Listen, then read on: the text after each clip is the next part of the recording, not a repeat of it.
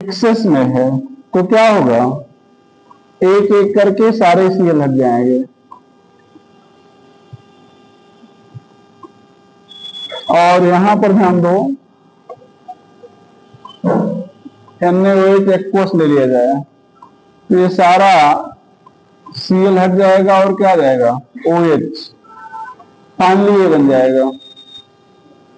कैसे समझ रहे हो, समझ रहे नहीं, सारे सीएल हटेंगे OH आ जाएगा, एक कार्बन पर दो OH आते नहीं है तो तीन OH आएंगे, तो H2O निकल जाएगा, फाइनली बच जाएगा COOH। और COOH का मतलब एसिड, और ये है क्या, बेस, तो एसिड और बेस आपस में रेट करके क्या बना लेंगे, साल्ट, मतलब एसिड और बेस एक साथ लिखेंगे नहीं, इसलिए डायरेक्ट हमने कर दिया है। ये इतना है free radical, sorry, electrophilic substitution reaction. और ये है फ्री मतलब रेडिकल सब्स्टिट्यूशन रिएक्शन, ये पूरा फ्री रेडिकल है,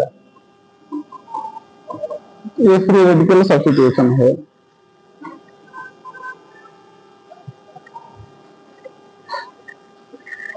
तो यहां पर ये रिएक्शन आप पढ़ चुके हो, CrO2Cl2 पढ़ाए हैं, पढ़ाए ना, क्या करता है,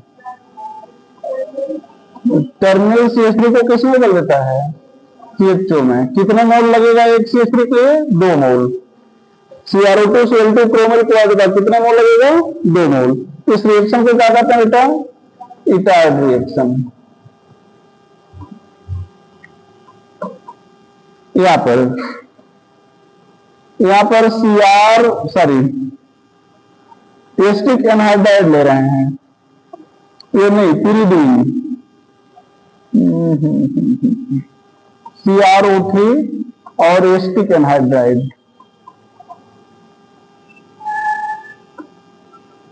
एस्टिक एनहाइड्राइड ले रहे हैं। तो ये जो एस्टिक एनहाइड्राइड है इसको भी बदलेगा CH2 में। अगर एनहाइड्राइड न लिया जाए, केवल CrO3 ले लिया जाए, तो ये बदल जाएगा COOH में। किसमें लिया बेटा, COOH में।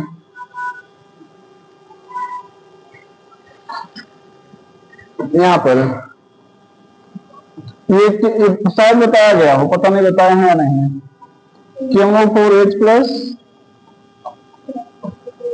KMO4OH minus K2Cr2O7 H plus concentrate HNO3, इनमें से कोई भी एक ले लेंगे, कोई भी एक ले लेंगे, convert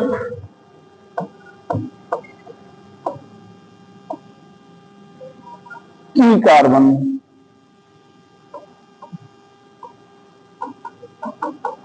into COOH if it has at least one hydrogen। ध्यान रखते हैं, और क्या मिला उसे हमें मतलब नहीं है, ये ध्यान दो।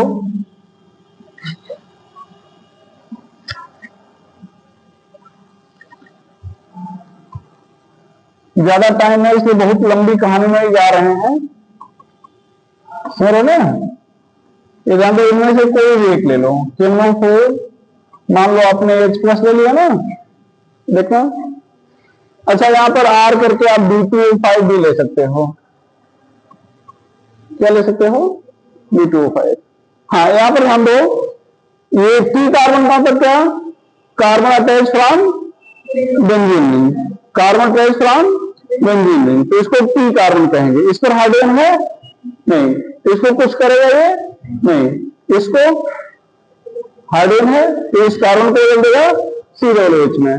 बाकी और क्या लिया था आपको, उससे कोई मतलब नहीं है। ये ध्यान दो, COOH हो गया और ये वैसे ही बना रह गया। बात क्लियर है।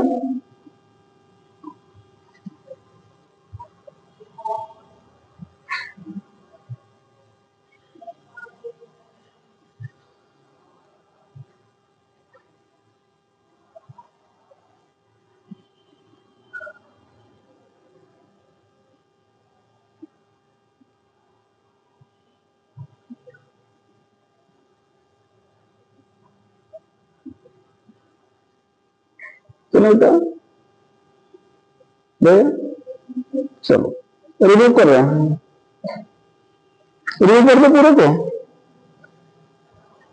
Due to equal group, sorry due to benzene में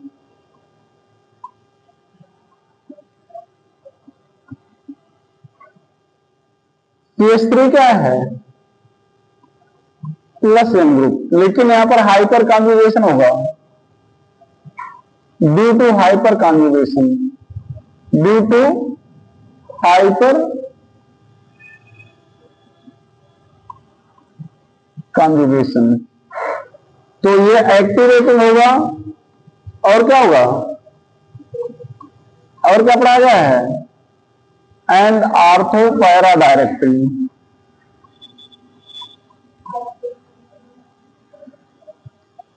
activating and ortho para directing होगा।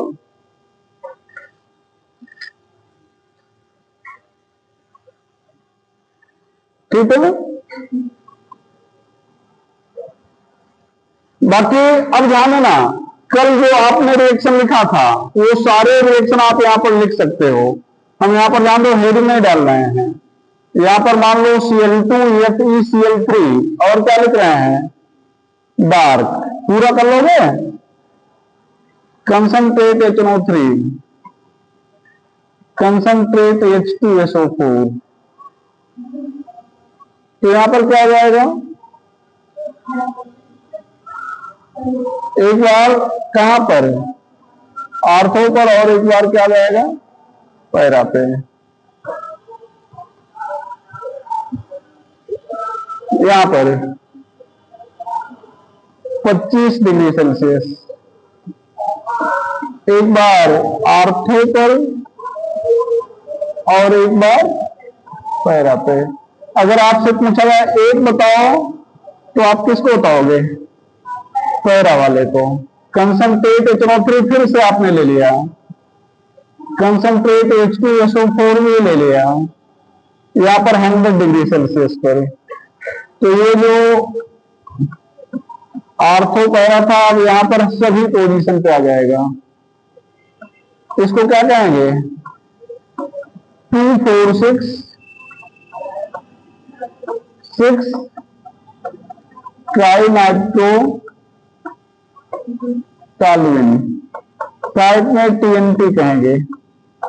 एक्सप्लोसिव होता है। क्यों होता है बेटा? आपको बताया जाता है all nitro containing compound are explosive. क्यों? क्योंकि ये इलेक्ट्रॉन विड्रॉइंग होते हैं और कंपाउंड में क्या करते हैं? स्ट्रेन डेवलप करते हैं। कंपाउंड में क्या करते हैं? स्ट्रेन डेवलप करते हैं। यहां पर सल्फोनेशन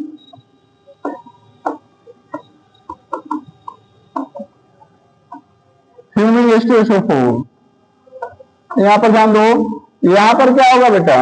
SO3H, एक बार आर्थो पर और एक बार पैरा पे।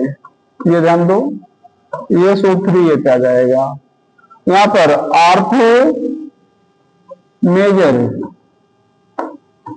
Less than 50 degree Celsius, para major greater than 50 degree Celsius.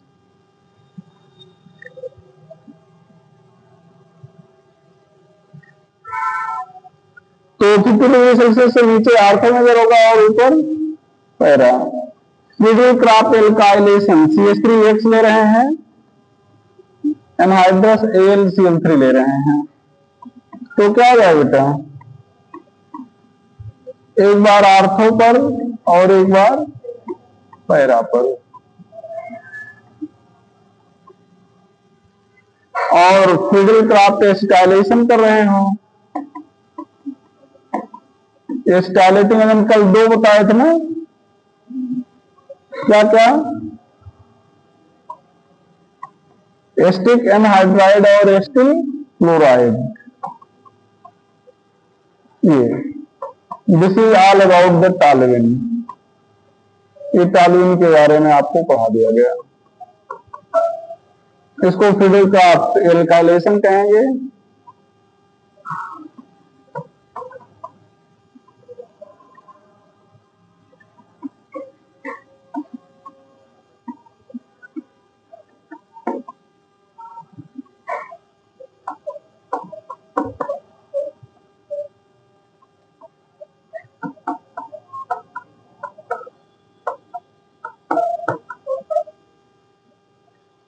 Middle crop alkylation, middle crop acetylation.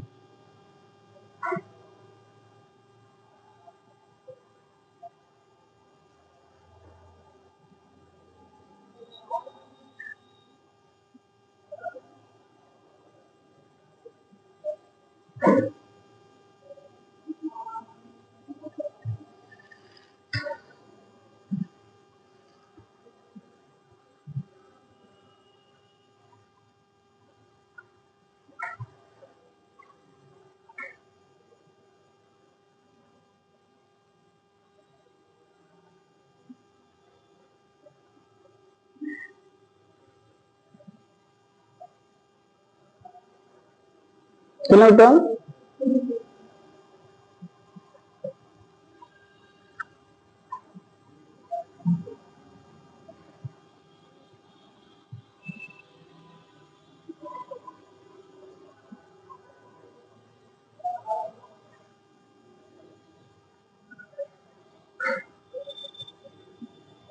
Remove कर रहे हैं। हेलो कंटेनिंग कंपाउंड अगला चैप्टर है।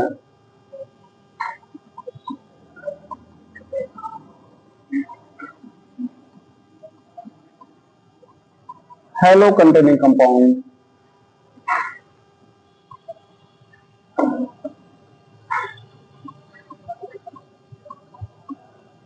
Compound having halogen.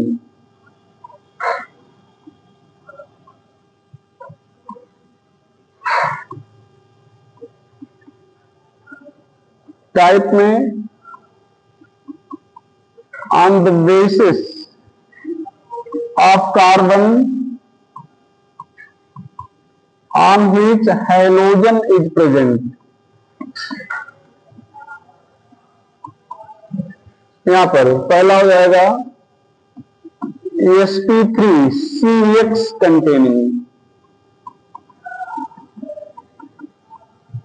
sp3CX containing मतलब sp3 हाइलाइट कार्बन पर अगर हेलोजन है तो sp3CX containing। मतलब यहां पर इसका क्या मतलब हुआ कि हेलोजन कहां पे है, sp3 हाइब्रिड कार्बन पे है, तो ये हो जाएगा RH एल्किल हैलाइड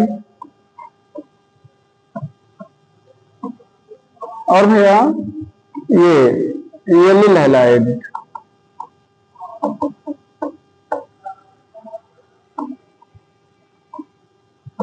ये हो जाएगा बेंजिल हैलाइड।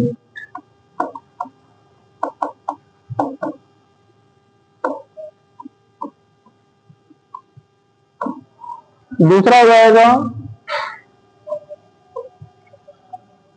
sp2CX containing. क्या हो जाएगा बेटा यहां पर sp2CX कंटेनिंग क्या हो जाएगा, पहला vinyl halide,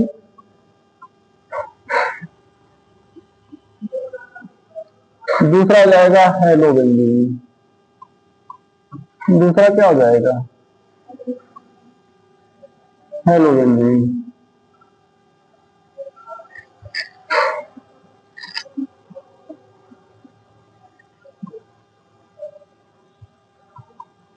on the basis of number of sp3CX sorry number of halogen,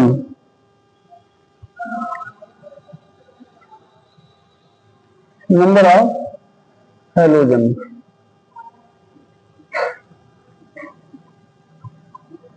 sp3CX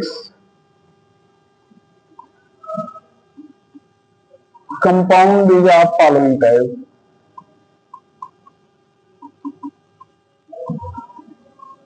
of following type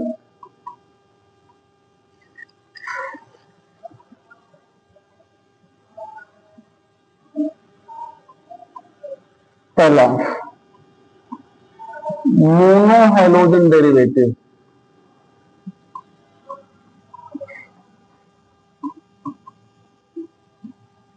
having one halogen।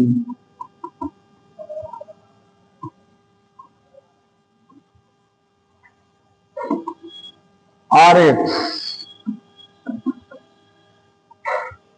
Die halogen derivative,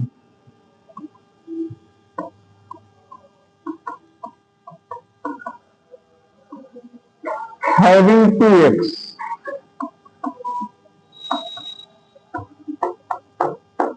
ये 2 टाइप हो जाएगा, पढ़ाया गया था। कौन कौन? Gem 2 halogen is on same carbon, पढ़ाया गया, सब नाम वगैरह बताया गया है। और दूसरा हो जाएगा this 2 halogen is on adjacent carbon.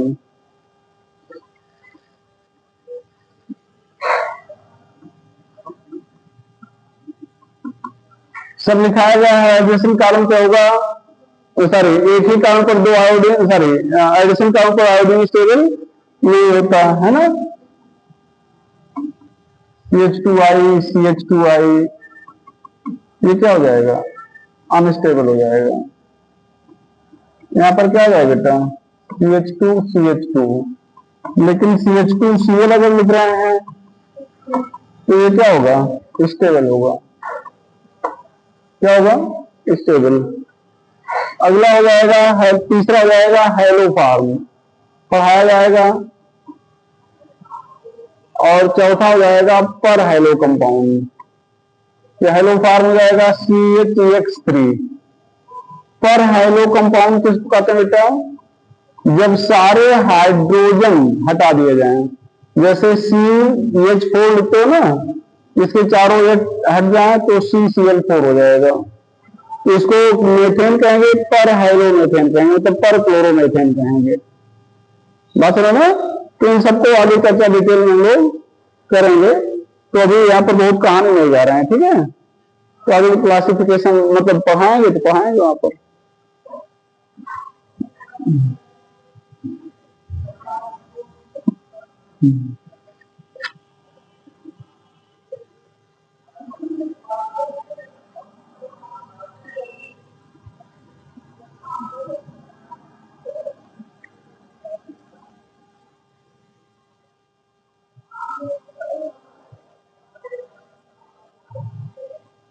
चला जाए,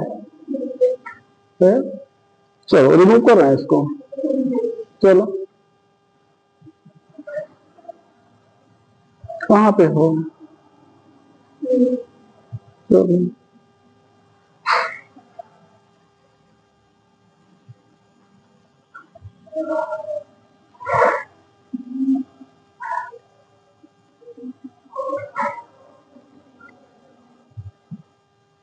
halogen containing, sorry mono halogen derivative,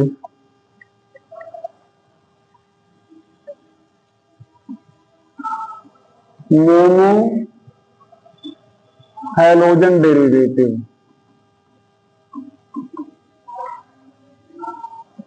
और एल्किल हैलाइड, R एक से रिप्लेस करेंगे। यहां पर जनरल फार्मूला हो जाएगा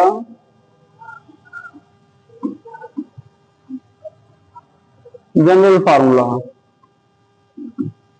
CnH2n +1 और यहां पर X होगा।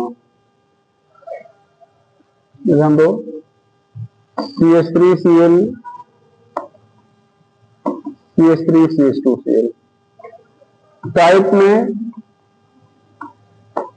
Following type,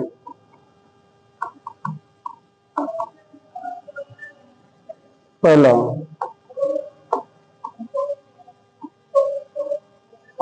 hydrogen is on 1 degree carbon,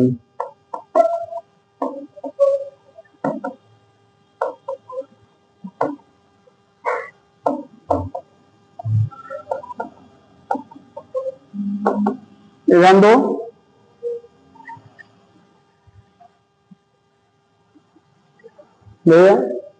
hydrogen is on 1 degree carbon, तो इसको कहेंगे isopropyl halide chloride, isopropyl chloride. और यहां पर ये नियोपेंटिल होता है, नियोपेंटिल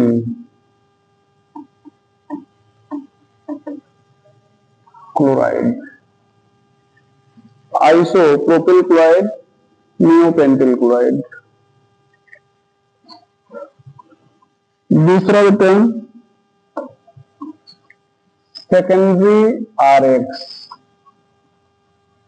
halogen is on 2 degree carbon.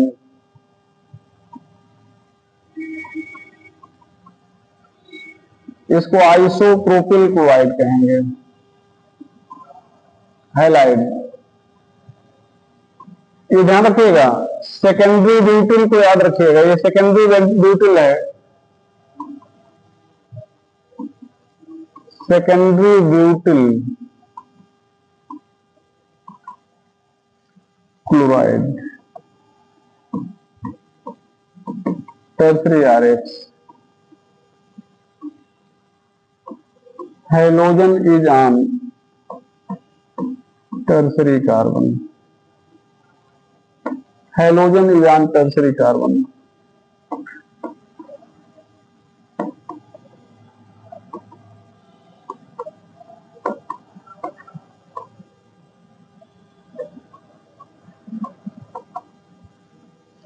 Tertiary butyl chloride.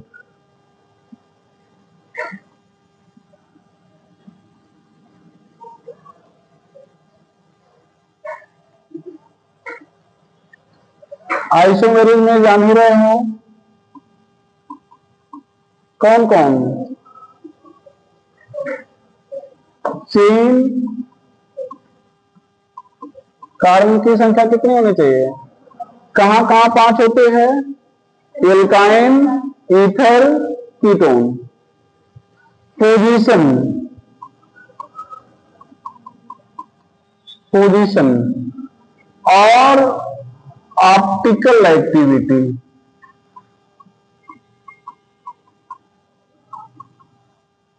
If it has, क्या आइसोमेरिज कर लेंगे, इट हैज कायरल कार्बन। ये ध्यान दो, जैसे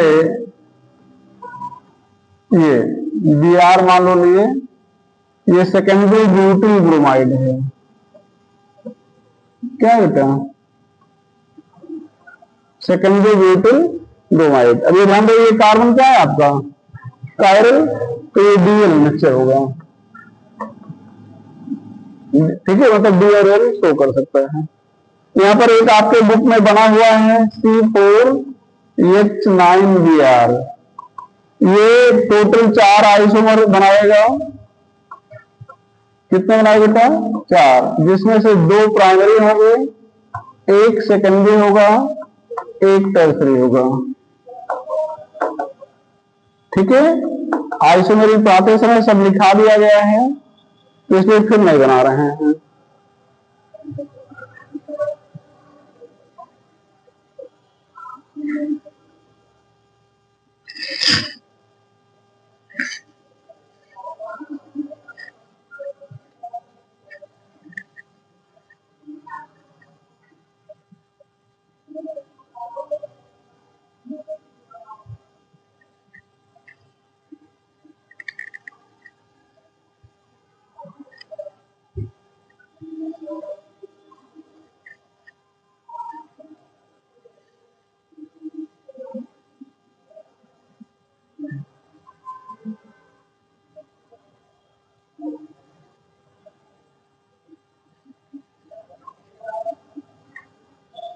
चलिए आगे,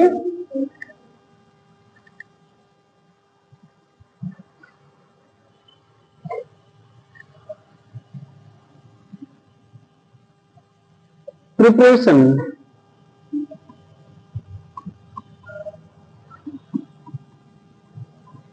पहला बाई हैलोजिनेशन ऑफ एल्केन पढ़े हो ना। अब डिटेल देख लीजिए, यहाँ पे हम बताने जा रहे हैं। Better for R B R, अगर दो कह दे तो सीएल भी कर सकते, लेकिन अगर एक कहेगा तो आप क्या कहोगे, आर बी आर। दूसरा क्या, by reaction of alkene with H X पढ़े हो, तो जो पढ़ चुके उसको नहीं पढ़ा रहे हैं।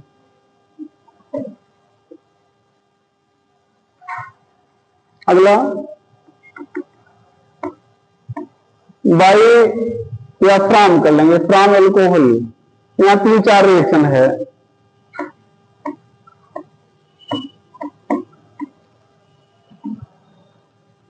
ये ध्यान देना होता है, एशियन रिएक्शन होगा। क्या होगा, एशियन रिएक्शन होगा। प्राइमरी है तो मोस्टली एशियन पे होगा, बाकी सेकेंडरी टर्सरी है तो एशियन वन होगा। यहाँ ध्यान देना। अब अगला चैप्टर आपका क्या आएगा, एल्कोहल के रिएक्शन पढ़ने मिलेगा ना, तो D2OH माइनस, यहाँ पर D2OH माइनस। तो अब ये ध्यान दो, उसका मतलब जब रिएक्शन एल्कोहल का हमें पढ़ने को मिलेगा तो D2OH माइनस जब पढ़ेंगे तो पूरा हम पढ़ ले रहे हैं। ये पूरी कहानी सुना रहे हैं, डिटेल में सुना रहे हैं पूरा। जैसे यहाँ पे डिटेल में सुनाए थे, यहाँ पर नहीं लिखे, ठीक है। तो अब यहां पर क्या जाएगा, रिएक्टिविटी ऑर्डर। अगर OH माइनस निकलेगा तो R प्लस बचेगा ना। R प्लस का मतलब क्या, कार्बोकैटायन। क्या बचेगा, कार्बोकैटायन। तो कार्बोकैटायन किसका सबसे ज्यादा स्टेबल होता है, टर्सरी। इसका तो टर्सरी एल्कोहल सबसे ज्यादा एक्टिव होगा, तो टर्सरी, सेकेंडरी, प्राइमरी एल्कोहल, ये रिएक्टिविटी ऑर्डर होगा। ठीक है। पहला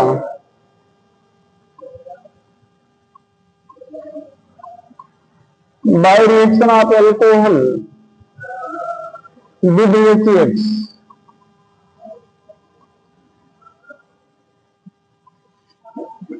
रिएक्टिविटी ऑर्डर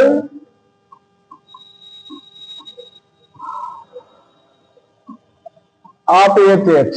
तो यहां पर आप हमेशा जानते रहेंगे HI, HBr, HCl, HF, ठीक है। तो यहां पर ध्यान दो आप लोग।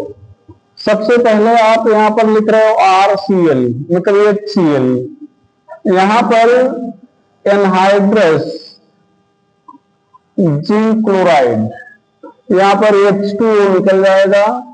ये क्या बच जाएगा, RCl H2O। इसको कहेंगे ग्रुप्स प्रोसेस। क्या कहेंगे बेटा, ग्रुप्स प्रोसेस जी है। अच्छा, अब ध्यान देना, ये जो आपने यहां पर कैटलिस्ट लिया है, ये प्राइमरी और सेकेंडरी के लिए लिया है। टर्सरी एल्कोहल की रिएक्टिविटी बहुत ज्यादा है ना, तो जिसकी रिएक्टिविटी कम है उसके लिए कैटलिस्ट की जरूरत पड़ेगी ना।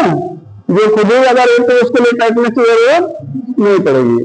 तो अगर इसका तो ये नहीं, वो टर्सरी रेट नहीं करेगा। टर्सरी है तो HCl अगर ले तो सीधे रेट कर जाएगा। तो यहां पर no, tertiary alcohol does not require, बोलना बेटा, कैटलिस्ट या ZnCl2। तो टर्सरी एल्कोहल के लिए की जरूरत नहीं पड़ेगी। यहां पर ROH, HBr, यहां पर reflux of concentrate H2SO4। Reflux का मतलब होता है बेटा कि आप वेपर स्टेट में ले जाएं, वेपर स्टेट में ले जाएं, फिर उसको क्या करना है, कंडेंस करना है, ठीक है। और अगर आपको HBr सीधे नहीं मिल रहा है तो KBr ले लो, और क्या ले लोगे, कंसंट्रेट H2SO4। इन दोनों के रिएक्शन से क्या मिल जाता है बेटा, HBr मिल जाएगा और KHSO4 मिल जाएगा। क्या मिल जाएगा, KHSO4। ये यहां से OH और यहां से अब H निकल जाएगा, तो यहां पर क्या हो जाएगा, RBr H2O और KHSO4 हो गया, KHSO4 हो गया।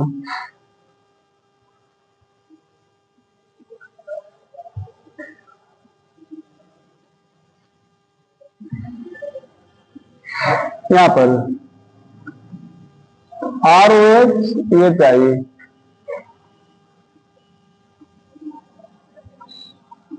reflux of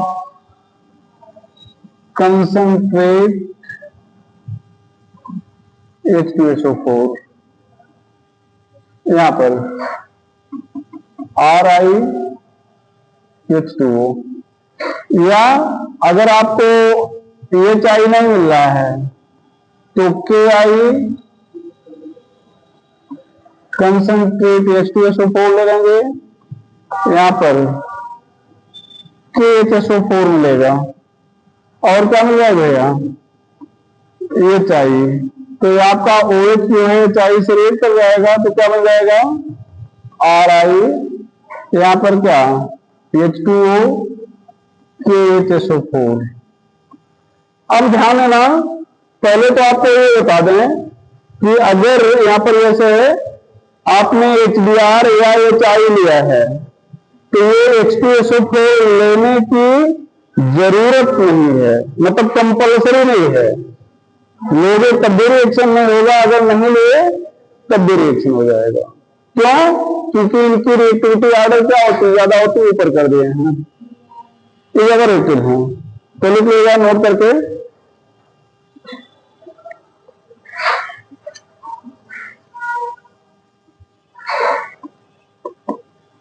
alcohol react with HBr and HI even in absence of H2SO4. Alcohol react with HBr and HI even in absence of H2SO4। तो एल्कोहल HBr और HI से H2SO4 के absence में भी रिएक्ट करेगा। और एक बहुत इंपॉर्टेंट जानना, ये टर्म्स सॉरी क्या है, KHSO4 है, डिहाइड्रेटिंग एजेंट है।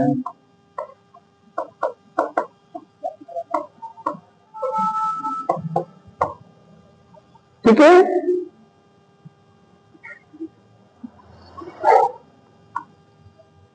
मिक्सचर ऑफ KBr OR करके KI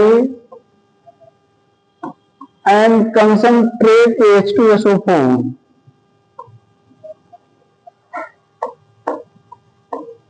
should be avoided for reaction with alcohol।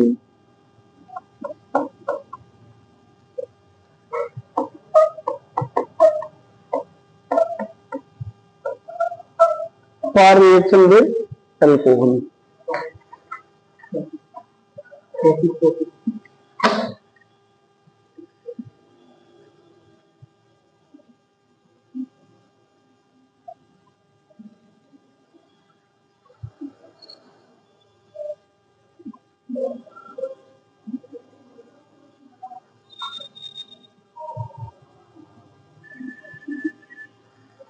ये दूसरे चैप्टर पार्ट का है ना, तो आज ये खत्म किया और ये शुरू किया। ठीक है, अब कारण क्या है, क्यों अवॉइड करते हैं, मतलब जब एल्कोहल से आपका रिएक्शन कराना है तो आप KI और H2SO4 के मिक्सचर को या KBr और H2SO4 के मिक्सचर को अवॉइड करेंगे। मतलब जैसे मैं रिएक्शन पढ़ा रहा हूं, मैं लिख दिया, चलो ये भी बना लेते हैं, ऐसे बन जाएगा, बन गया, बोर्ड तो बन ही गया, लेकिन प्रैक्टिकली थोड़ा कठिन होता है। कारण क्या है, कारण ये है कि KHSO4 डिहाइड्रेटिंग एजेंट है, तो बाई प्रोडक्ट के रूप में बना है। तो अब जो एल्कोहल बचा होगा उसका ये डिहाइड्रेशन कर देगा, तो एल्कीन भी बनने की संभावना रहेगी। ठीक है, इसलिए तो यहां पर क्या लिखेंगे, as by product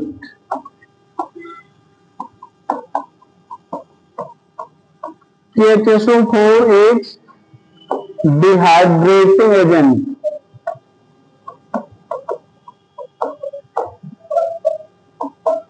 which dehydrate the alcohol।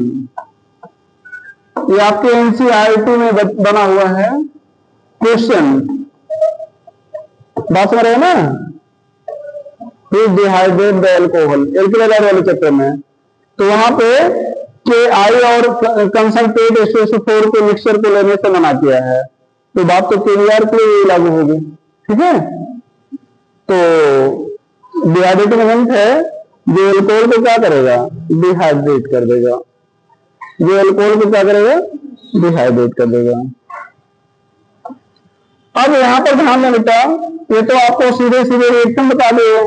अब यहां पर जैसे आप मान लो CH3 CH CH3 यहां पर OH ले रहे हो, यहां पर CH3 ले रहे हो, यहां पर आप HBr ले रहे हो, यहीं पर समझ लो सारी चीज। ये क्वेश्चन भी आपके बुक में बना हुआ है, एनसीईआरटी में एल्कोहल का अंतिम चैप्टर है, क्वेश्चन है।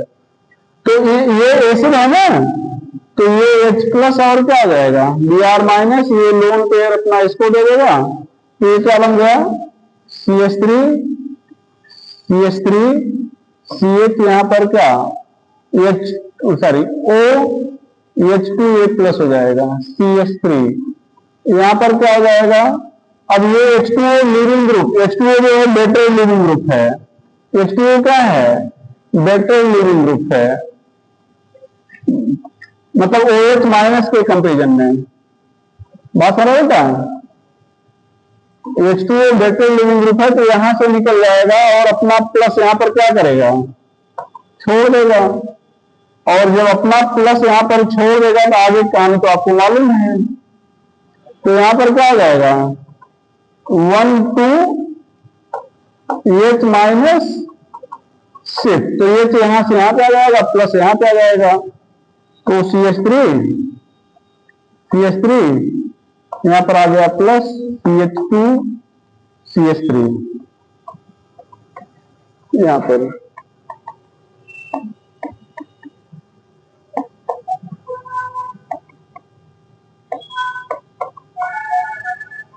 बात तुम्हारे में यहां पर ध्यान दो बेटा, ये बना लोगे, यहां पर HBr लिख रहे हैं, तो कहानी वैसे ही शुरू होगी, ये लोन पेयर इसको देगा, फाइनली एज कहां पे आएगा बता पाओगे भी यार,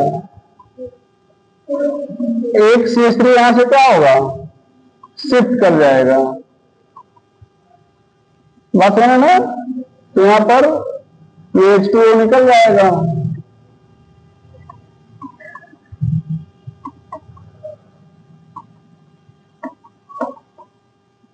ये 1 2 CH3 माइनस शिफ्ट, तो ये CH3 यहां से आ जाएगा।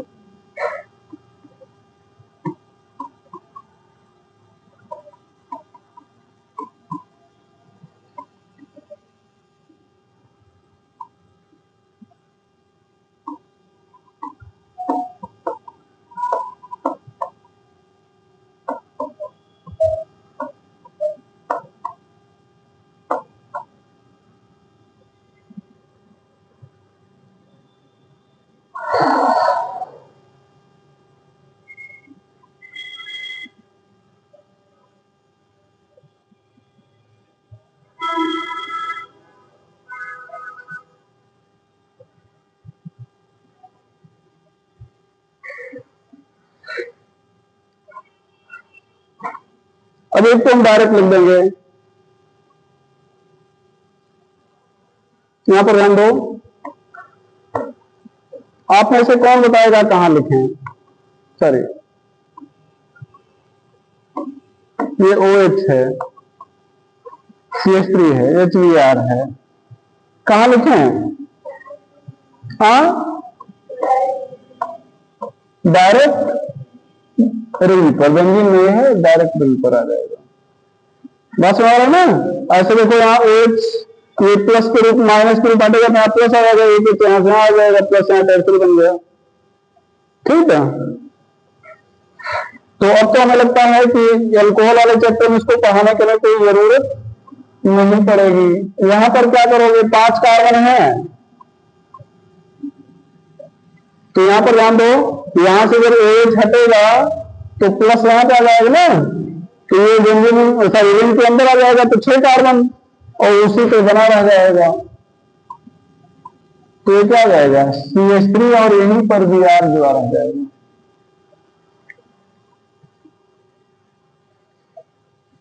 ठीक है, चलो तो ये एक हो गया। दूसरा,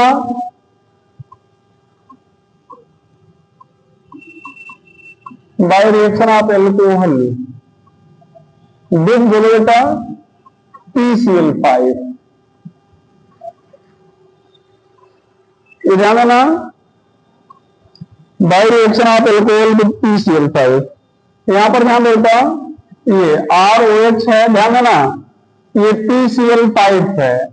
हमेशा PCl5 से 2 Cl निकलता है, ध्यान रखिएगा। और PCl5 की प्रॉपर्टी ओरली सुनने में लिखा भी देते हैं, सारे रिएक्शन एक साथ लिखा देंगे। सिंगल बॉन्डेड ऑक्सीजन को हटाकर वहां क्या करेगा, Cl जोड़ेगा। अगर डबल बॉन्डेड ऑक्सीजन है तो उसको नहीं हटाएगा, लेकिन एल्डिहाइड और कीटोन में हटा देगा। अब देखो हटाएगा कैसे, इसकी चर्चा करना थोड़ा सा। ये ध्यान दो, बॉन्ड ऐसे टूटेगा, जैसे ये OH है ना, तो एक मतलब ये इधर से बांध भी टूटेगा और इधर से बांध टूटेगा। कहने के लिए हम लोग OH है, देखो अभी सिंपली बता दें, OH को हटाकर Cl जोड़ देगा। ये डायरेक्ट बोलना है, डायरेक्ट बोलना क्या है कि OH जहां भी रहेगा हटेगा, वहां पर क्या जाएगा, कहीं पर भी OH देखो PCl5 दिख रहा है, हटाकर Cl जोड़ दो कहीं पर भी। ठीक है, तो डायरेक्टली तो ये है। तो अब यहां पर देखो हम ये समझाना चाह रहे हैं, ये 2 Cl निकलेंगे, जाएंगे कहां कहां पर, तो एक R के साथ जुड़ जाएगा, दूसरा H के साथ। तो ये ध्यान दो, RCl हो गया और HCl गैस होती है, इसका धुआं उठेगा और Cl के निकलने से 2 वैलेंसी खाली हुई थी, तो वहां फास्फोरस आ गया। तो ये HCl का जहां पर ध्यान, अच्छा कई बार ऐसे भी क्वेश्चन आपसे पूछ लेते हैं कि PCl5 किस कंपाउंड से रिएक्ट करने के बाद HCl का धुआं देगा या धुआं उठेगा, HCl नहीं बोलेगा, धुआं उठेगा। तो जहां पर भी ऑक्सीजन पर क्या होगा, हाइड्रोजन होगा।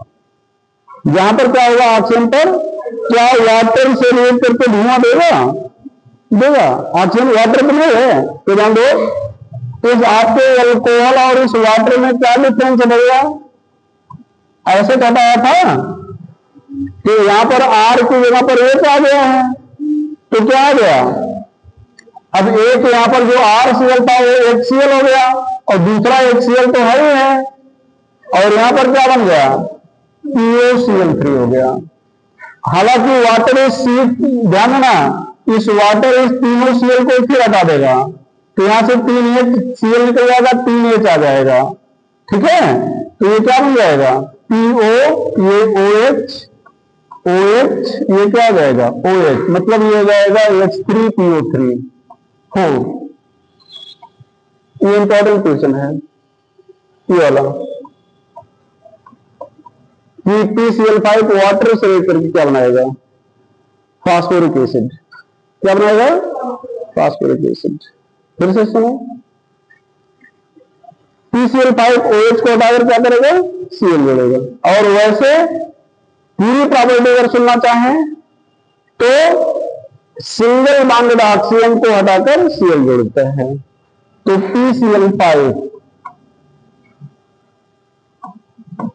removes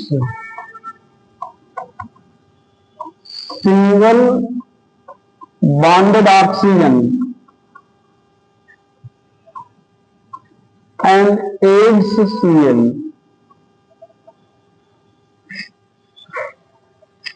aids Cl।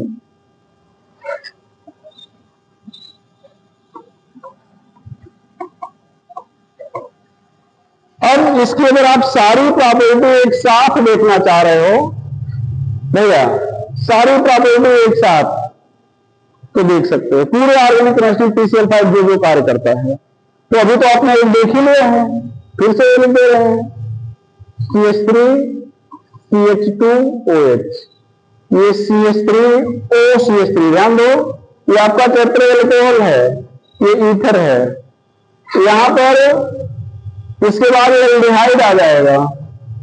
हाँ थोड़ा सा भी और थोड़ा लिखना था इसको, ये लिखना शुरू कर दिए, अगर मैं लिखना शुरू किया तो इसको और पूरा कर लें। It does not remove single bonded oxygen, it does not remove,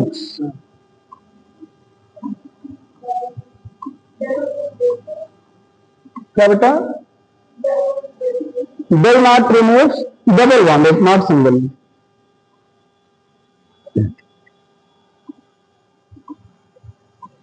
double bonded oxygen except in aldehyde and ketone, except in aldehyde and ketone। तो एल्डिहाइड और कीटोन को छोड़ के डबल बॉन्डेड ऑक्सीजन को नहीं हटाएगा। यहां पर ध्यान दो CH3 CH2OH PCl5। अब अगर आपसे कहा जाए कि रिएक्शन पूरा करें तो कर लेंगे। ये देखो ईथर आ गया, ये आपका एल्डिहाइड आ गया, ये आपका कीटोन आ गया, क्या आ गया कीटोन, ये आपका एसिड आ गया RCOOH, ये आपका एसिड एनहाइड्राइड आ गया, ये ध्यान दो एसिड एनहाइड्राइड, यहां हर जगह पर PCl5 है।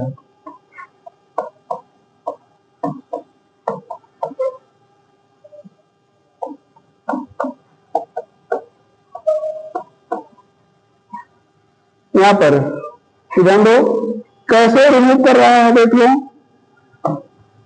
यहां पर ये ऑक्सीजन ऐसा हटेगा, दोनों साइड में Cl मिलेगा तो क्या हो जाएगा CH3Cl, यहां पर HCl का धुआं उठेगा POCl3, यहां भी धुआं उठेगा, ये देखो नहीं दोनों साइड से बांध टूटा ना, इधर भी Cl इधर भी Cl, जैसे इधर भी Cl इधर भी Cl, तो यहां पर क्या हो जाएगा 2CH3Cl, POCl3 में लिख रहे हैं। यहां पर ध्यान दो ये डबल बॉन्डेड ऑक्सीजन हट जाएगा, एक्सेप्ट एल्डिहाइड कीटोन लिखे हो, तो यहां पर डबल बॉन्डेड ऑक्सीजन क्या हो जाएगा हट जाएगा। तो क्या हो जाएगा अब ऑक्सीजन के हटने से कितनी वैलेंसी खाली हुई, दो, तो 2Cl आ गया, यहां पर कीटोन में भी हट जाएगा तो क्या हो जाएगा 2Cl आ जाएगा। बात में ना यहां पर सीधे एक हटा दो तो क्या हो जाएगा RCOCl, और क्या बनेगा HCl का धुआं उठेगा या नहीं, ये है ना यहां पर उठेगा, और क्या हो जाएगा POCl3 में लिख रहे हैं। यहां पर जाने तो ऑक्सीजन ऐसा डाल दिए तो एक Cl इधर एक Cl इधर, कितने दो मॉलिक्यूल, यहां पर 2RCOCl। यहां पर अगर आपसे कहें इसको देखो इधर CH2OH CHOH ये ग्लिसरॉल है CH2OH, यहां पर PCl5 ले लें तो क्या करना है OH हटाना है, Cl जोड़ना है, कोई प्रॉब्लम तो नहीं होगी ना। ये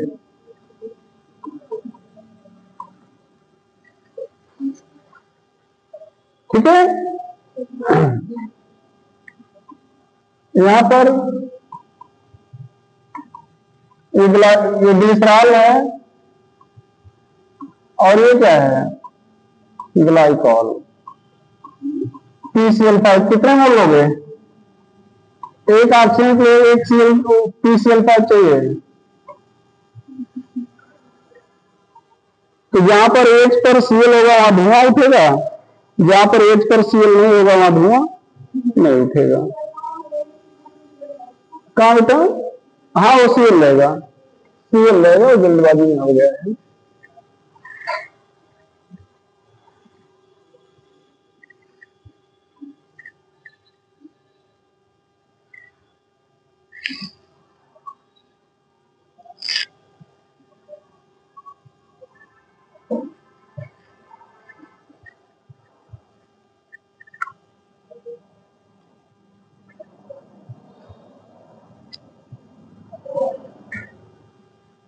सुनो तो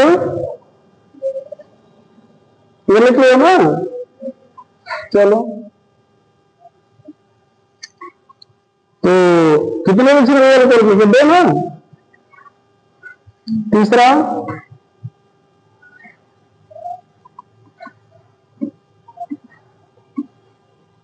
bye reaction of alcohol with, इधर हम दो एक साथ लिख दें। CH3 RSOCl2 pyridine RX2 phosphorus and heat, X2 phosphorus and heat। अब 3 बार हमें हेड नहीं डालना पड़ेगा, ठीक है। तो यहां पर ध्यान दो, ये हीट करोगे ना तो फास्फोरस और H2 को हीट करोगे क्या बन जाएगा, PX3 बन जाएगा, नहीं बन जाएगा। ये तीनों एक काम करेंगे, ध्यान दो, ये क्या करेंगे, ध्यान सुनिएगा। OH को हटाकर हाइड्रोजन जोड़ेंगे। क्या करेंगे, यहां ऑक्सीजन नहीं बोल रहे हैं, यहां क्या बोल रहे हैं, OH को हटाकर क्या करेंगे तो हाइड्रोजन। लेकिन शर्त है OH डबल बॉन्डेड कार्बन पे ना हो। OH कहां पे ना हो, PCl5 के केस में कहीं पर भी होता, हट जाता, प्लॉट नहीं हटेगा। Adds halogen, adds halogen by removing OH present on single bonded carbon। पहले तो सिंपल रिएक्शन देखो, ये PX3 है तो यहां पर क्या हो जाएगा, RH हट जाए, OH हट जाएगा। और ध्यान देता, ऐसे कहो कि एक OH एक हाइड्रोजन, मतलब ये जो X है एक OH को हटा देगा, कितने X है, 3, तो यहां पर आपको 3 चाहिए और यहां पर POH होल थ्राइस हो जाएगा, जिसको आप लिख सकते हो H3PO3, ठीक है। यहां ये X आपका क्या हो सकता है, आयोडीन, ब्रोमीन, क्लोरीन, ये रेट हो जाएगा, ये क्या हो जाएगा, रेट। यहां पर ROH SOCl2, यहां पर आप pyridine लेंगे, थोड़ा सा इंटरेस्टिंग है, थोड़ा सा इंटरेस्टिंग है, ठीक है। ये हो जाएगा pyridine। यहां पर कोई मतलब नहीं है, ये भी OH हटाएगा और इसका दोनों Cl हटेगा, तो एक Cl तो R से जुड़ेगा, दूसरा किससे जुड़ेगा, H से, तो क्या हो जाएगा, RCl, HCl का धुआं उठ गया और यस यहां पर 2 Cl करने से 2 वैलेंसी खाली हुई ना, वहां ऑक्सीजन आएगा SO2, इसको कहेंगे डार्जन प्रोसेस। क्या कहेंगे, डार्जन प्रोसेस, डार्जन प्रोसेस।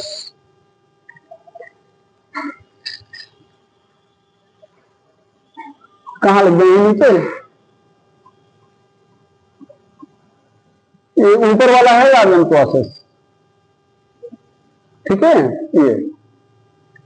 अच्छा, here pure product is obtained, pure product is obtained as a byproduct leave the system।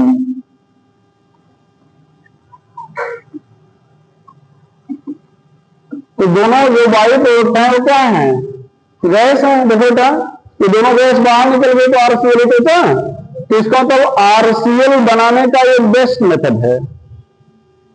So this is best method to prepare RCl। एक बहुत इंपॉर्टेंट क्वेश्चन है, ध्यान देना। इधर ये ROH है, यहां पर SOCl2 pyridine है। SOCl2 क्या है? यहां पर SOCl2 है, क्या बेटा? SOCl2 है, ईथर है। क्या है? ईथर। ये बन जाएगा RCl, बल्कि ऐसा लिखा जाए इसको ClR, यहां पर RCl। ये इन्वर्टेड है, यहां रिटेंशन है, यहां पर क्या है? रिटेंशन। तो यहां इन्वर्जन है और यहां पर क्या है? रिटेंशन है।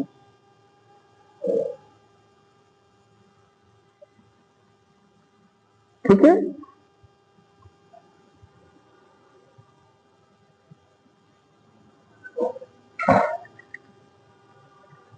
रीजन क्या है? ये जो Cl माइनस बनेगा ईथर में डिजॉल्व नहीं होगा, तो वो आके फ्री साइड से टाइप करेगा। तो यहां पर ये Cl स्पिरिडीन के साथ जुड़ जाएगा और पिरिडीन के साथ जुड़कर बड़ा सा वो बन जाएगा जो सामने से नहीं आ पाएगा, वो पीछे से आएगा तब। ठीक है। तो यहाँ उल्टे साइड में जुड़ेगा। तो ये चीज जानते रहेगा, काफी इंपॉर्टेंट चीज है ये।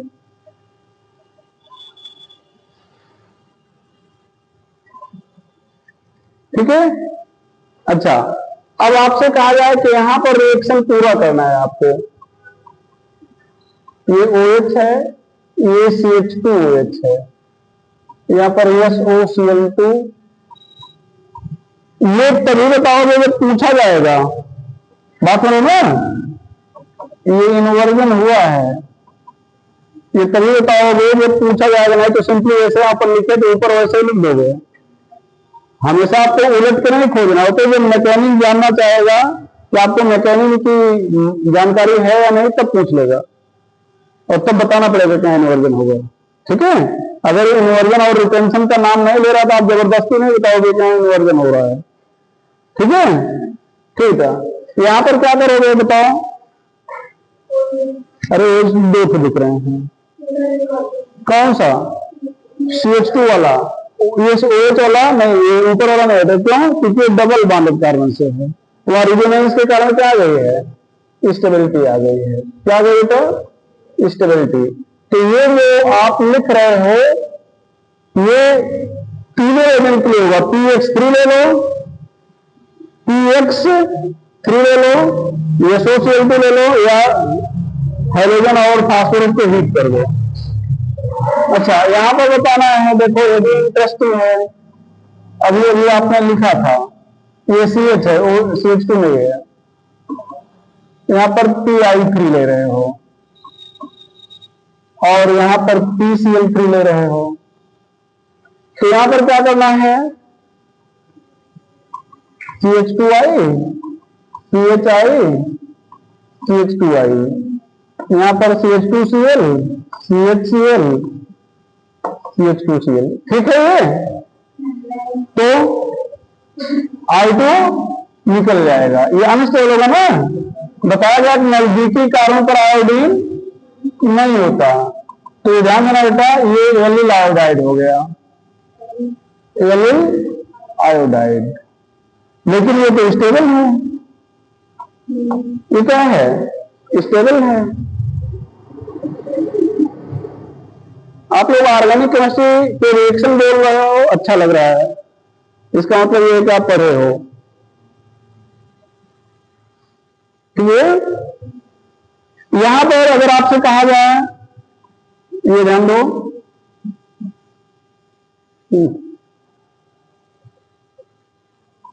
यहां पर RCOCl या OH, यहां पर SOCl2 pyridine ले लिया गया, क्या करोगे? OH को हटाकर आपको क्या करना है? Cl जोड़ना है। आप एक क्वेश्चन ये भी कर सकते हो, तो आपने कहा था डबल बॉन्डेड कार्बन तो होना चाहिए double carbon carbon double bond ना हो, कार्बन कार्बन डबल बॉन्ड ना हो, ठीक है, तो ये हो जाएगा।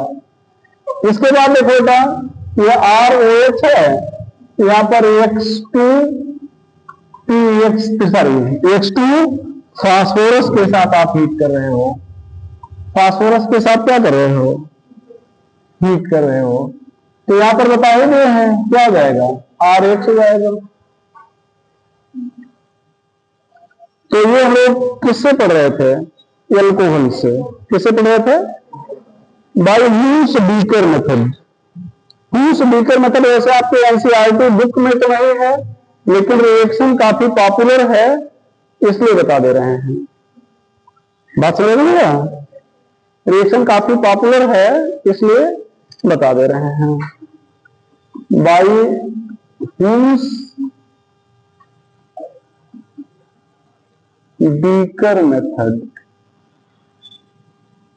यहां पर ध्यान देता RCOO सिल्वर साल्ट आप एसिड लेते हैं, यहां पर X2 लेंगे, यहां पर CCl4 लेंगे, ये सॉल्वेंट है, क्या है सॉल्वेंट, और सॉल्वेंट की जरूरत आपको Cl2 के लिए पड़ेगी, Br2 के लिए जरूरत नहीं है। यहां पर आपका दो ही हाइड्रोजन हो सकता है, Br2 हो सकता है और Cl2। यहां से देखो CO2 हट जाएगा और ये एक X इससे मिल जाएगा, CO2 गैस के रूप में निकल जाएगी, दूसरा जो बचेगा वो सिल्वर के साथ रिएक्ट करके प्रेसिपिटेट बना लेगा। यहां पर कार्बन जितनी होगा उतना कार्बन एक कम हो जाएगा, फ्री रेडिकल मैकेनिज्म होगी, एक ये जान लो क्या बोलता है, फ्री रेडिकल मैकेनिज्म। रेट अगर पूछा जाए, रेट तो primary secondary tertiary salt of acid, क्यों, तो आप कहेंगे due to steric hindrance, due to steric hindrance, due to steric hindrance. अच्छा यहां पर ध्यान देता, अब उतना टाइम नहीं कि आपको मैकेनिज्म समझा देते, ये ध्यान दे A माइनस और X Ag प्लस ऐसा नहीं निकलेगा, फ्री रेडिकल के रूप में निकलेगा, समझ ना, ये ऐसे निकलेगा, ध्यान दो, मैकेनिज्म एक सीखने के रूप में है, ये ध्यान दो ऐसे, ये ROCO यहां पर क्या हो जाएगा O ऐसे, ठीक है, ये Ag, अब यहां पर ये देखो ऐसे फ्री रेडिकल बन जाएगा, तो ये क्या हो जाएगा R प्लस, क्या बन गया R प्लस, तो ये अब ये जो R प्लस ध्यान देना, ये R प्लस नहीं R फ्री रेडिकल, समझ लीजिएगा, तो ये R फ्री रेडिकल जो है इस फ्री रेडिकल से हो गया तो एस्टर बन जाएगा ना, क्या बन गया एस्टर, और इस R से अगर एक निकल गया मतलब फ्री रेडिकल से तो एल्कीन बन जाएगा, जैसा आपको पढ़ाए थे फ्री रेडिकल सब्स्टिट्यूशन मैकेनिज्म में डिस्प्रपोर्शनेशन होता है ना भाई, जैसे मान लीजिए सपोज करो ये फ्री रेडिकल है, पूरे मैकेनिज्म में जा रहे हैं,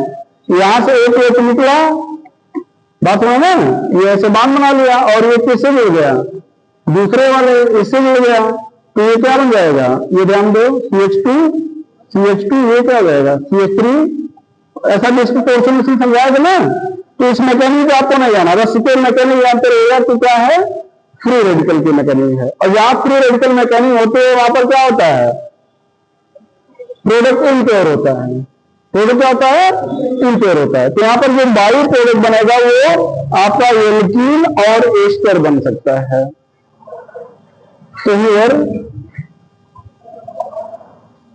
बाई प्रोडक्ट एल्कीन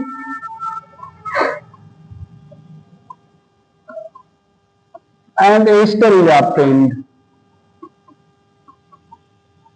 तो ये ध्यान रख सकते हैं आप लोग। बाकी और ये ध्यान दो, जैसा बताया गया कि आपके बुक में एनसीईआरटी हमें दिखा नहीं, समझ रहे, लेकिन कई बार देख लेते हैं कि बहुत सारे ऑब्जेक्टिव क्वेश्चन में बना हुआ है, तो इसलिए बता दे रहे हैं, कई बार इधर उधर से पूछ भी लेते हैं, आप लोग को मालूम है, ठीक है। यहां पर अगर आपने एरोमेटिक साल्ट ले लिया तो वो भी रिएक्ट करेगा, ध्यान देना, यदि I2 मान लो कर लिए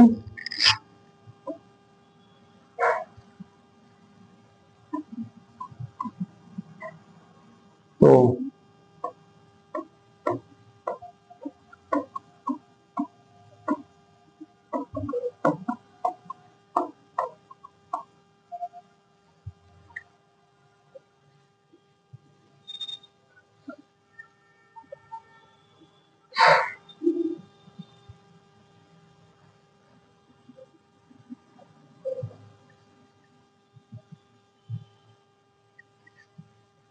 भैया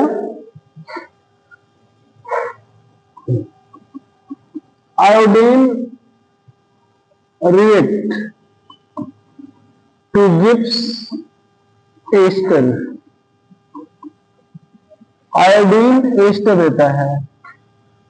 ये ध्यान दो, ऐसे लिख रहे हैं इसको, बस केवल समझाने के लिए ऐसे लिख रहे हैं। ध्यान दो, दो मोल लिख रहे हैं और दोनों इस तरह से, समझ रहे बेटा? ये I2, ये यहां से CO2 निकल जाएगा, ये R यहां पे आके जुड़ जाएगा।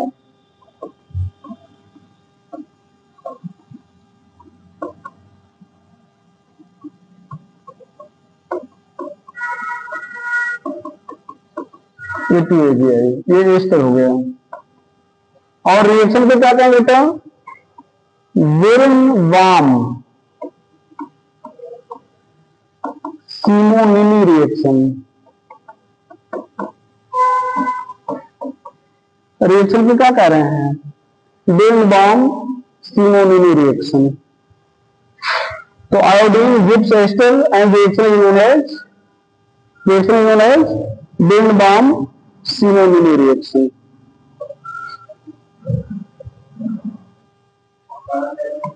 हाँ बेटा,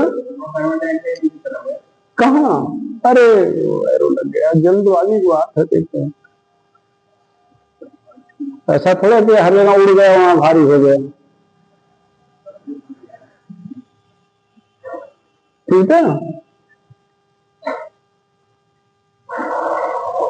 तो ध्यान दो, इधर से देखो, अगला है बाई स्टुअर्ट मेथड। ये वास्तव में प्रिपरेशन है, ये हाइड्रोजन एक्सचेंज प्रोसेस है। ये क्या है भैया?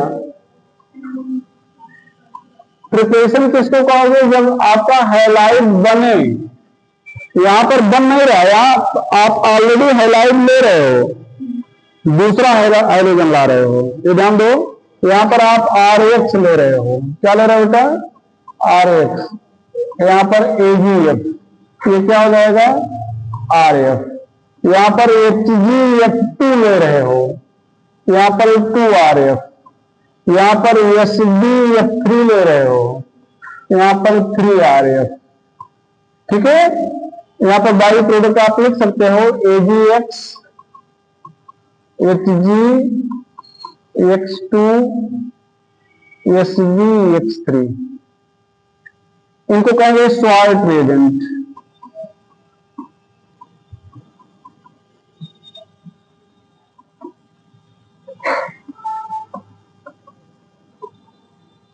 Which one is not salt reagent?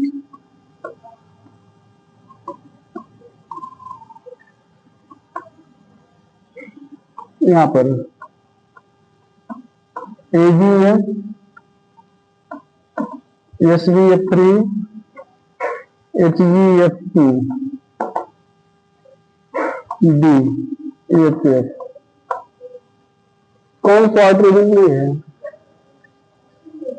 हाँ, HF।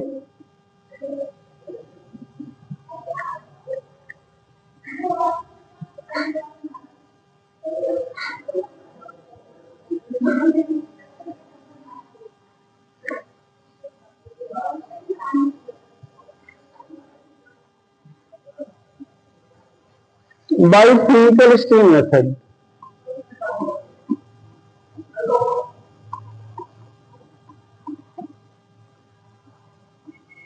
By physical steam method, by physical steam method. ये भी हाइड्रोजन एक्सचेंज प्रोसेस है। कोवैलेंट फिंकरेस्टिंग बोलते हैं, ठीक है, स्टार्ट में फिंकरेस्टिंग बोलते हैं। ये भी हाइड्रोजन एक्सचेंज प्रोसेस ही है।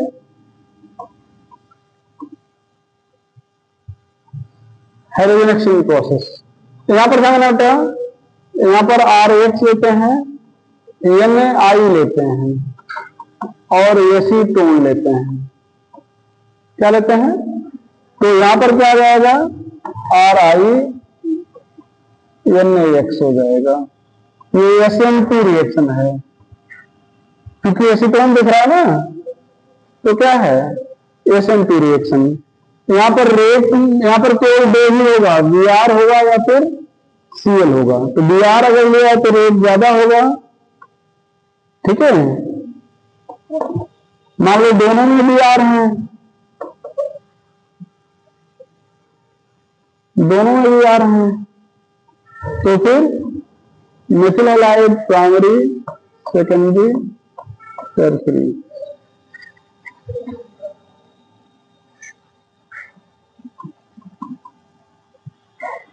Represent reactivity order.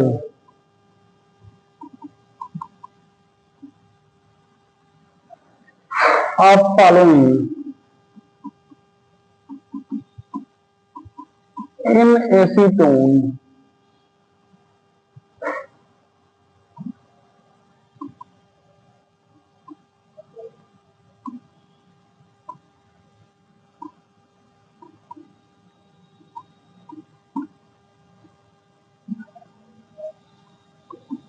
क्या क्या बेटा,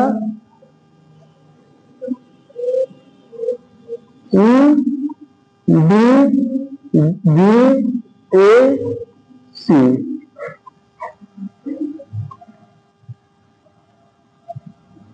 represent reactivity order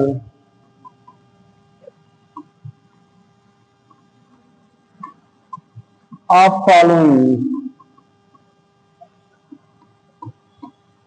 in acetone।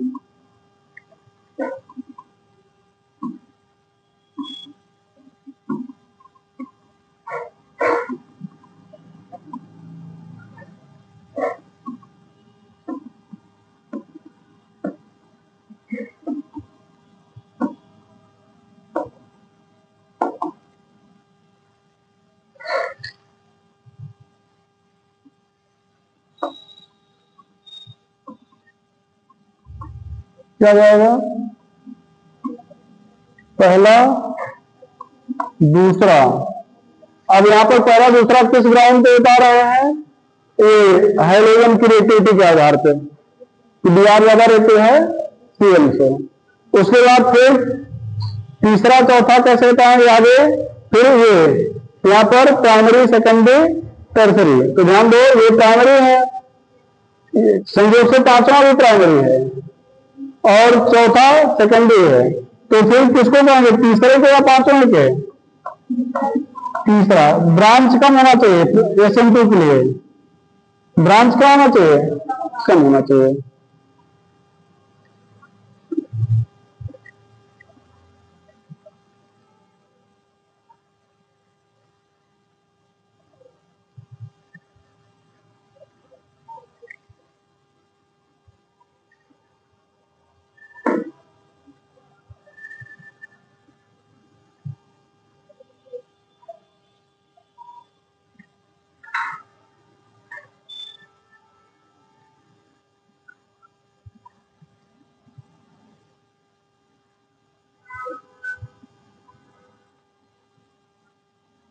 चलो तो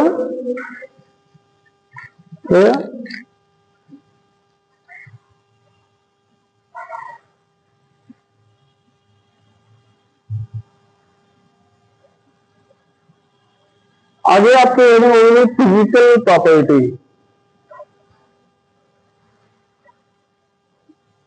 physical property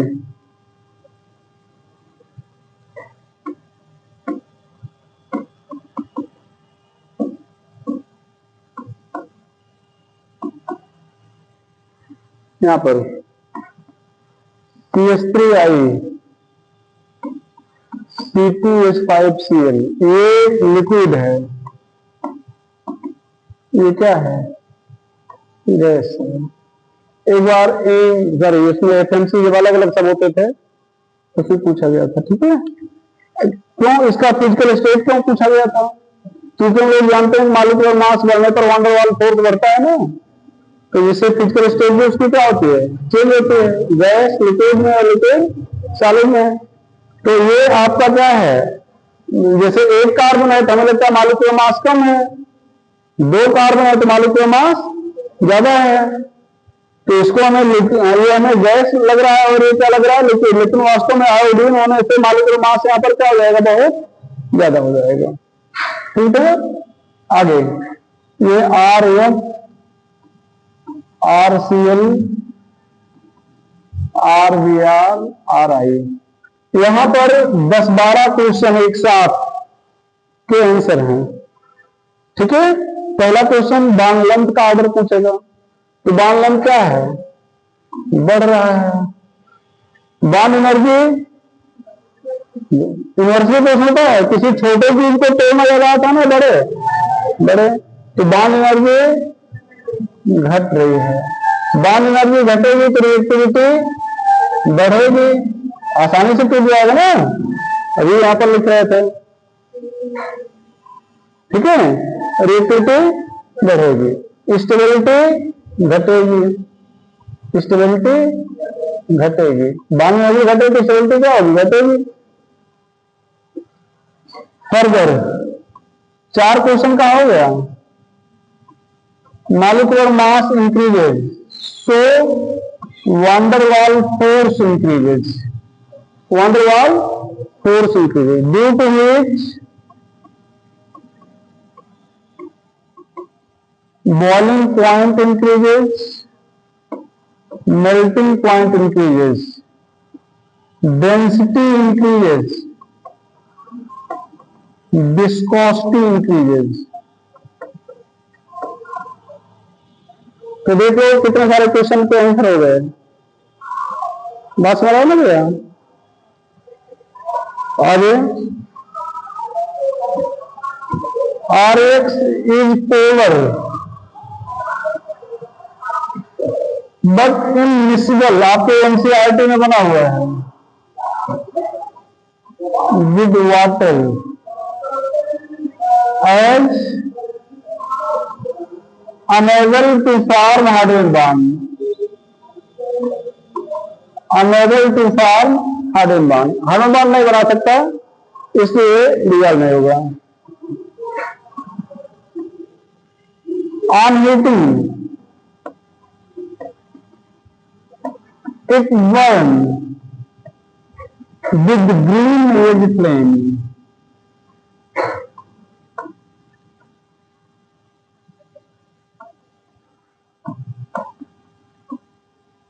except RF, except RF। तो RF को छोड़ के ये हीट करने पर क्या करता है, ग्रीन एज फ्लेम के साथ बर्न करता है, ग्रीन एज फ्लेम के साथ क्या करता है, बर्न करता है, ठीक है। Which is known as delisting test, known as delisting test, which is known as delisting test. तो आपसे यहां पर ध्यान दो,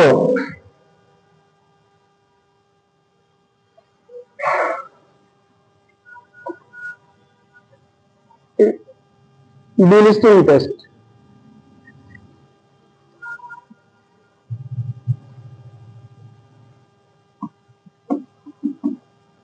which of the following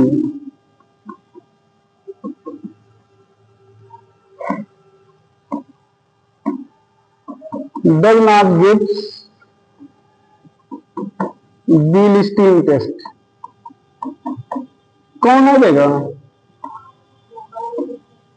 CH3Cl, CH3F, CH3Br, CH3I,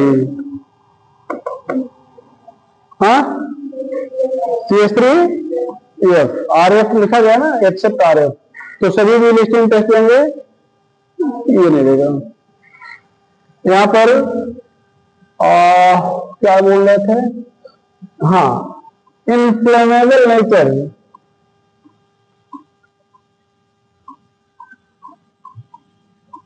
inflammable nature, ठीक है, ये inversely proportional to number of halogen. जैसे जैसे हैलोजन बढ़ता जाएगा, इनफ्लेमेबल नेचर क्या होगा, घटता जाएगा, इनवर्सली प्रोपोर्शनल है, ये ध्यान दो, inflammable nature decreases.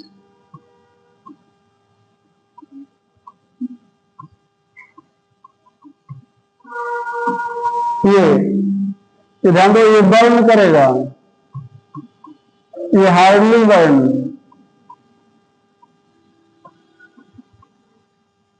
Burn in vapour state,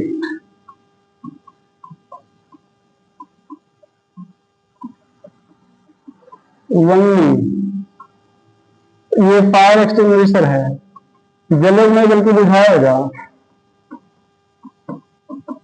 नाम क्या है इसका, पायरीन, नाम क्या है, पायरीन। तो जलेगा नहीं बल्कि क्या करेगा, बुझाएगा, fire extinguisher.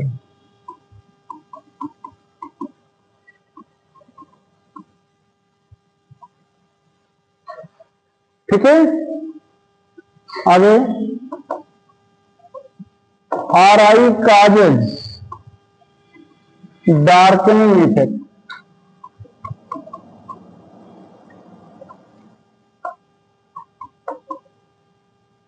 Due to photo decomposition.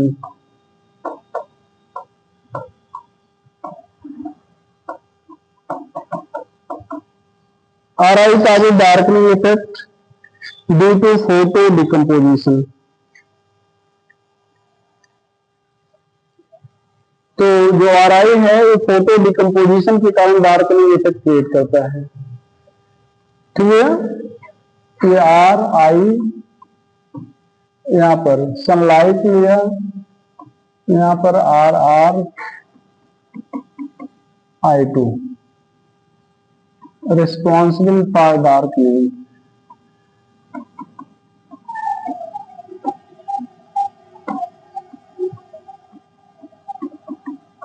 यहां पर हम लोग पोलैरिटी का ऑर्डर अगर पूछा जाए तो RF, RCl, RBr, RI, but for CH3Cl, CH3F, CH3Br,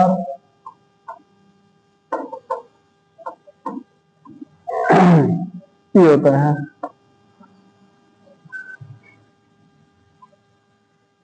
तो वैसे तो RF ज्यादा होता है, लेकिन अगर एल्किल ग्रुप है, मिथिल ग्रुप है, तो उसके लिए CH3Cl ज्यादा होता है CH3F से। ठीक है, तो ये था फिजिकल प्रॉपर्टी। हम लोग कल शुरू करते हैं केमिकल प्रॉपर्टी, मतलब नेक्स्ट है। ठीक है, तो आगे केमिकल प्रॉपर्टी हम लोग नेक्स्ट शुरू करेंगे। थोड़ा पढ़ के आओ, ठीक है। तो जैसे कुछ जवाब आप लोग अच्छा दे रहे हो तो अच्छा लग रहा है, तो फिर हम चीजों को अपने अकॉर्डिंग पढ़ा ले जाएंगे। हम जैसा पहले आपको बताया था, ग्रेजुएशन में कभी पढ़ा देंगे तो आपको लगेगा कि बहुत